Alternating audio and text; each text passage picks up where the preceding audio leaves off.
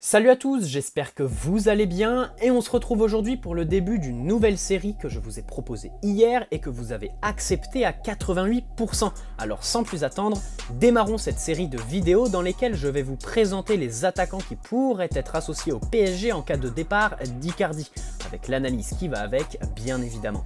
Et comme vous l'avez compris, on va démarrer aujourd'hui avec Gabriel Jesus. Bienvenue. Et je vous le dis maintenant, ça vaudra pour toutes les vidéos de cette série. Dans un premier temps, on jettera un coup d'œil à son parcours avant d'analyser son profil. C'est parti. Alors, avant toute chose, j'aimerais faire un point sur la prononciation de son nom de famille, histoire de ne pas l'écorcher. En effet, le Brésil n'est pas un pays hispanophone. À la différence de la Colombie, par exemple avec Rames Rodriguez, le J ne se transforme pas en R chez les Brésiliens qui prononcent donc Jesus. Alors maintenant que nous sommes calés en prononciation portugaise, on peut commencer. Gabriel Fernando de Jesus est né le 3 avril 1997 dans un quartier pauvre au nord de Sao Paulo, au Brésil. Il est le dernier d'une fratrie de 4 enfants. Il commence à toucher au ballon dans les rues de son quartier. Il évolue au milieu de terrain dans un premier temps et est connu pour sa vitesse. Mais après la Coupe du Monde 2002 et la découverte de son idole Ronaldo, il se convertit en attaquant.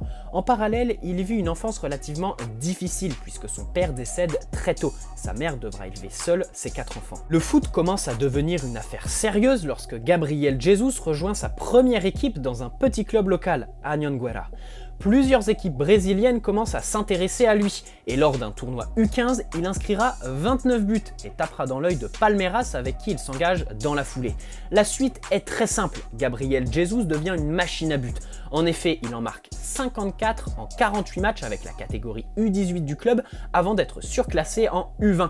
Il n'en faut pas plus aux dirigeants de Palmeiras pour lui proposer son premier contrat pro et c'est ainsi qu'il signe le 15 janvier 2015 un contrat qui le lie au club de Palmeiras jusqu'en décembre 2019. Il inscrit 7 buts en 37 matchs lors de sa première saison en pro et se révélera aux yeux du monde la saison suivante en Copa Libertadores. En effet, il marque 4 buts en 5 matchs et devient une des révélations de la compétition. Idem en championnat où il inscrit 10 buts et délivre 3 passes décisives en 13 matchs. Lors du mercato estival, de nombreux clubs européens s'intéressent à Gabriel Jesus, dont le PSG. Mais finalement, c'est Manchester City qui rafle la mise en achetant Gabriel Jesus pour 32 millions d'euros durant l'été 2016, avant de le prêter dans la foulée à son club jusqu'en décembre pour qu'il puisse jouer le titre en championnat. C'est donc en janvier 2017 que Gabriel Jesus traverse l'Atlantique pour Manchester City. Mais son aventure démarre mal. En effet, il se fracture le 5e métatarsien en février 2017 et est indisponible pendant 3 mois. Ça nous rappelle quelqu'un ça. Mais Gabriel Jesus retrouve les terrains avant la fin de la saison et parvient à marquer 5 buts et délivrer 2 passes décisives en 6 matchs. Aujourd'hui, Gabriel Jesus est à 136 matchs avec Manchester City pour 63 buts et un contrat le liant aux Citizens jusqu'en 2023. Son histoire est très connue et la plupart d'entre vous la connaissez déjà, mais j'aimerais revenir sur 2 petites anecdotes avant de passer à son profil. En effet, lors de la Coupe du Monde 2014, Gabriel Jesus était un peintre qui avait pour tâche de mettre soigneusement les couches de peinture dans les rues de Rio pour les colorer et les rendre belles à l'occasion de la Coupe du Monde. Et on peut dire qu'en 4 ans, son rôle a bien évolué. En effet, 4 ans plus tard, il avait pour mission de faire vibrer tout un pays et pas n'importe lequel, le sien, à la Coupe du Monde 2018.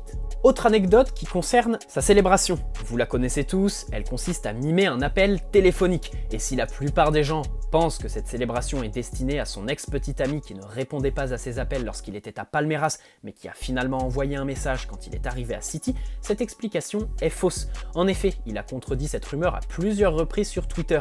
En réalité, cette célébration est destinée à sa mère qui passerait son temps à appeler son bébé.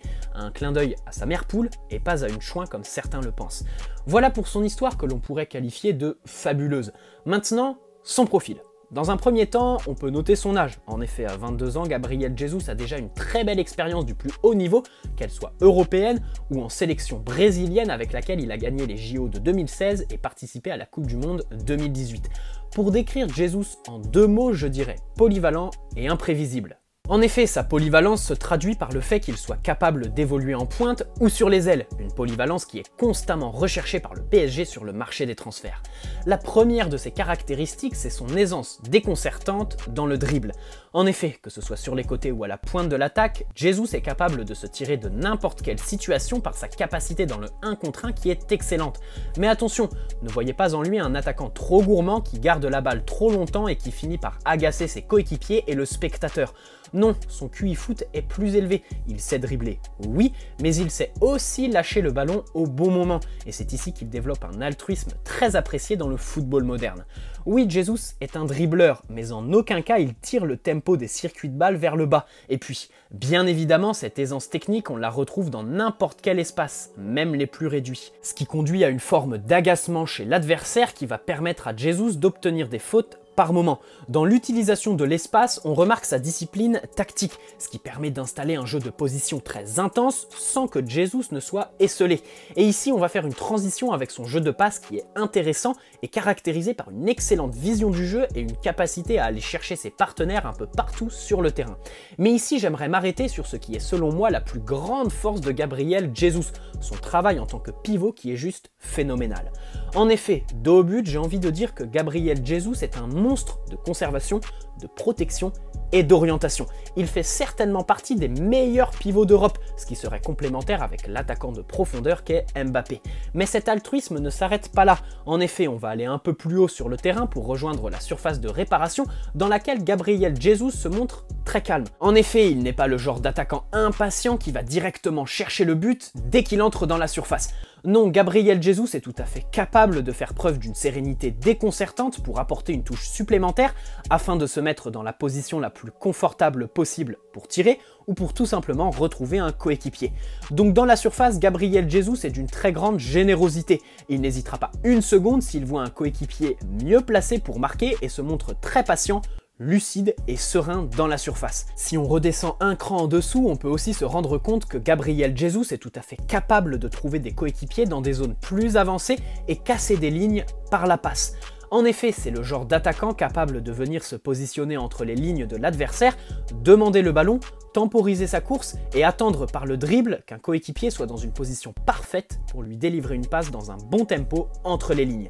On peut aussi dire qu'il est capable d'aspirer les défenseurs centraux adverses pour libérer de l'espace et orienter de suite sur un côté. C'est une de ses forces lorsqu'il est positionné en tant que numéro 9, un poste de numéro 9 que l'on peut facilement confondre avec celui de numéro 10 lorsqu'il redescend pour orienter et lancer ses coéquipiers en les trouvant dans des espaces plus avancés sur le terrain. Le mouvement de Jesus est donc très facile à comprendre. Il redescend pour perdre son marquage, offre une option de passe dans l'axe et lance ses partenaires soit sur une des deux ailes, soit dans la profondeur. Si on devait faire la comparaison avec Icardi, par exemple, Gabriel Jesus est beaucoup plus intéressant dans la construction par la diversité de ses capacités techniques.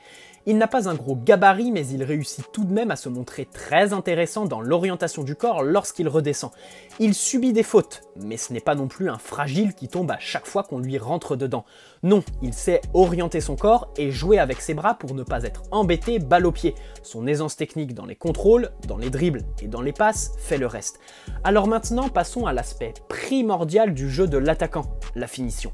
Jesus finit les actions d'une façon très particulière. En effet, la plupart de ses frappes ont une trajectoire très droite, voire solide, et finissent dans la partie supérieure de la cage. Même lorsqu'il est à 5 mètres ou en 1 contre 1, Jesus cherche le même style de frappe, puissante pour finir juste en dessous de la transversale. On note aussi le fait que Gabriel Jesus est très à l'aise dans les airs et il marque beaucoup de la tête, des buts très singuliers que je vous invite à voir et qui en disent long sur son aisance dans les airs. Il fait preuve d'une grande diversité dans ses manières de terminer les actions, c'est sa force devant le but. Allez, pour conclure, Gabriel Jesus est un attaquant jeune, polyvalent, rapide, dribbleur, altruiste et qui peut évoluer dans différents registres. En effet, il est capable de se montrer très intéressant en tant que pivot, mais peut aussi participer à la construction par des passes très intéressantes additionnées au fait qu'il aspire les défenseurs centraux. Et enfin, on ajoute à tout cela un altruisme très intéressant partout sur le terrain. Pour ce qui est de l'aspect financier, il lui reste 3 ans de contrat à City et il est évalué à 56 millions d'euros par Transfermarkt. Et son agent a récemment indiqué que tout était possible depuis l'exclusion de son club de toute compétition européenne pendant 2 ans. Il y a un intérêt de la Juventus et son agent a laissé les portes ouvertes, indiquant que tout dépendra de ce qui ressort des appels de City devant la justice. Il y a une ouverture, c'est certain. Si le joueur veut vraiment partir, City aura beaucoup de mal à trouver des arguments pour le retenir. Maintenant, pour ce qui est du PSG, dans le 4-4-2 actuel, Gabriel Jesus est une excellente solution pour jouer avec Mbappé. Mais pour vous donner mon avis personnel, je vous rappelle que la première de mes priorités est de recruter Icardi de manière définitive. Maintenant, si le buteur argentin veut partir, qu'il parte. Et le profil de Jesus est très intéressant dans le sens où il se différencie des joueurs que l'on possède déjà. Son jeune âge, sa participation au jeu et son altruisme pèsent très lourd dans la balance, mais le plus lourd et délicat, ce sont les relations entre les deux clubs. Mener des négociations avec City et en sortir gagnant, ça a tout d'une mission impossible.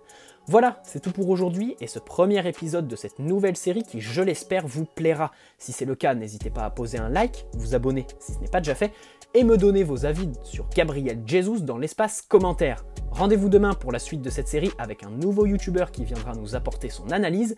Bonne soirée à tous, prenez soin de vous, allez Paris, ciao!